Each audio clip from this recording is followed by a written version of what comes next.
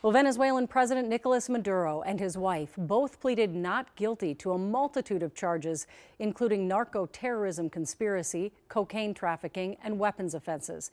Their court appearance today in New York comes after a surprise weekend operation where U.S. authorities captured the two in Caracas.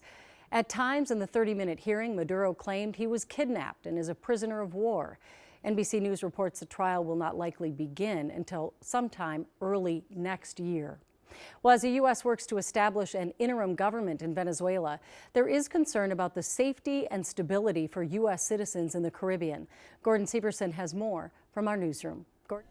Yeah, Julie, this military operation happened during possibly the busiest time of the year for Caribbean travel. We have heard countless stories about travelers who were stranded when the airspace was shut down over the weekend. But travel experts say that decision was made out of an abundance of caution, and they don't expect to see any more closures in the coming weeks.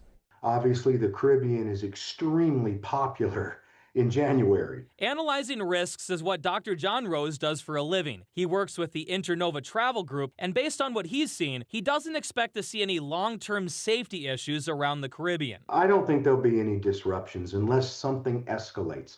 There's no indication there's going to be escalation. But he says travelers should expect to see increased security in the Caribbean as local governments are trying to work to make travelers feel safe and comfortable. Rose also expects many travelers will consider travel insurance to protect their trip. It's very important that consumers understand, hey, canceling for fear is not covered. He does still recommend travel insurance during this uncertain time because most policies do offer a lot of protection. And when it comes to gas prices, in the short term, you're going to see no difference whatsoever in the price at the pump. Matt McLean with Gas Buddy doesn't expect to see any major changes over the next year or so. And even if the U.S. decides to tap into Venezuela's oil infrastructure, he says it will take years to ramp up production. And the type of oil that is found in Venezuela is usually lower quality. And actually something called a heavy sour crude, and that is much more difficult to refine. McLean says sour crude is often used to make diesel and jet fuel, and a stronger supply could eventually trickle down to the consumer. It would be very beneficial for the nation as a whole to have cheaper diesel prices so that the shipping and the freight, which is factored into the cost of items that we pay on a store shelf, could slowly start to come down.